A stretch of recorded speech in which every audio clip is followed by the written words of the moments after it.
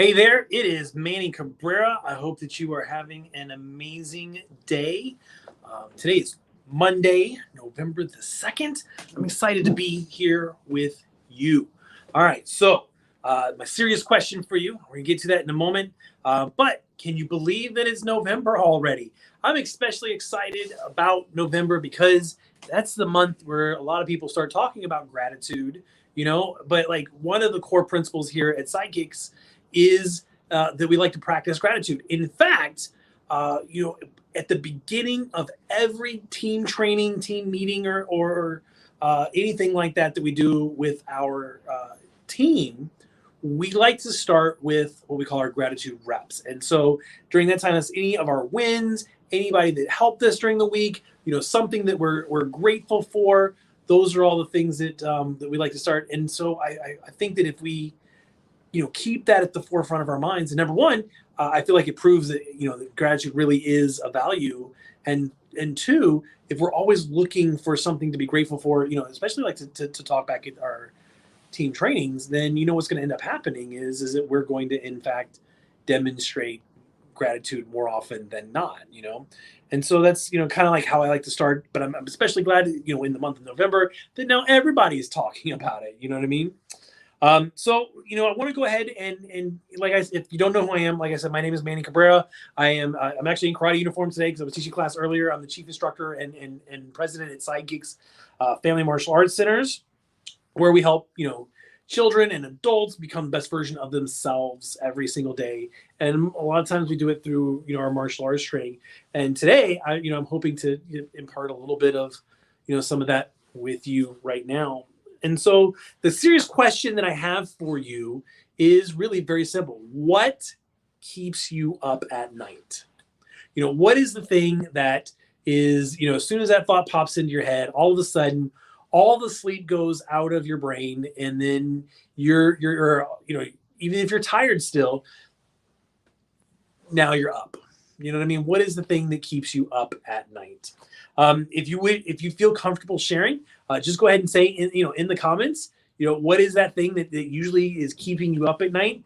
I can tell you, and you're probably a lot like me, and I talked about this a little bit last week. Some of the struggles that I felt throughout the pandemic, that was largely a lot of the time the things that kept me up at night throughout this time. Like, will my kids get coronavirus? What happens if one of our team members gets it? How are we going to mitigate it? Like, how will, here's one.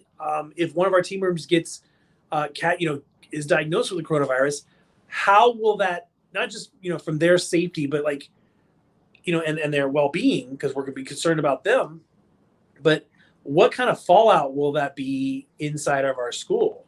Not only are we going to try and will we try and prevent people from getting it, but also continuing to keep our members' trust all the way through it, because we don't want to be seen as, we don't want to be a hub or even be seen as this place where, a hub of spread, because sometimes people are, fickle, and especially in this time right now, I totally understand. Like, I get it, what if my spouse gets, what if my parents get it? What are we going to do? What if they have to be hospitalized? What if, what if, during that time, we aren't able to make it because we don't have enough money? All of those things kept me up a lot through it. And then I got to tell you, obviously the media and the governor and, all of our elected officials and all of the medical experts on TV and all the talking heads did not make it easy. They did not make it, comfortable or easy to put us, assuage us of that at all. Beyond those, I also worried about, my family and my business as well.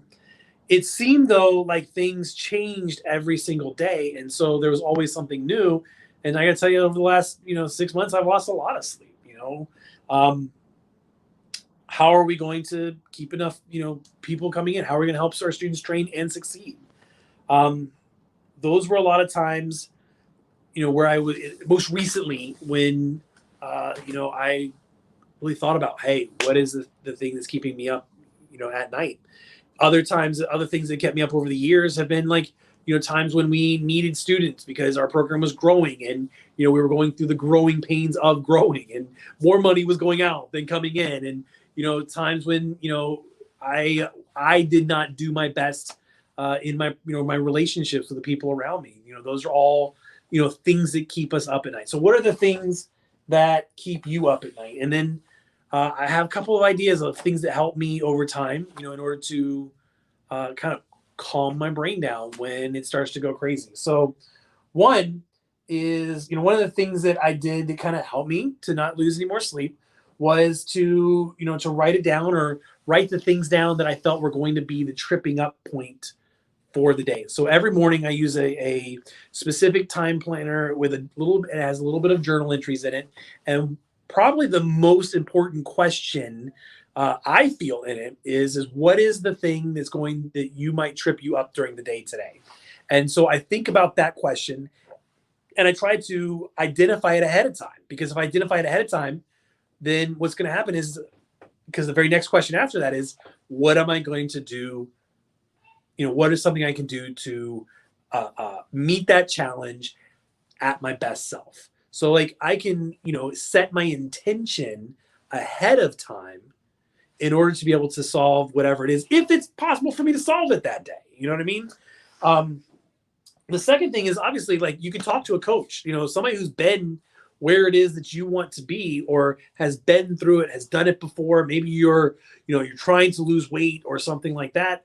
And you work with a coach who has helped others achieve the same results that you have as well.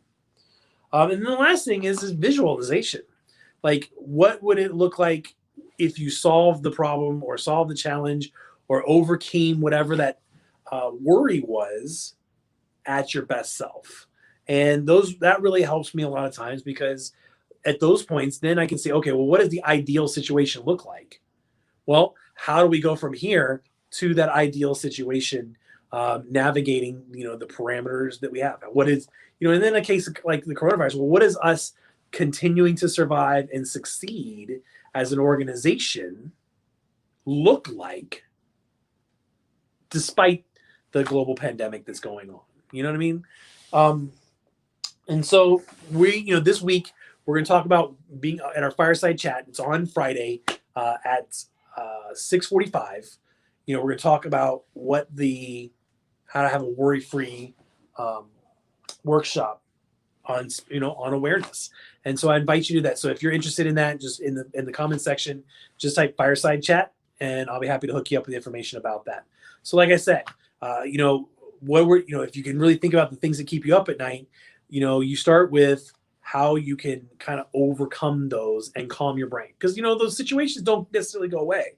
I mentioned last week, I talked about the pandemic, and the pandemic hasn't gone. We're still dealing with stuff related to the coronavirus.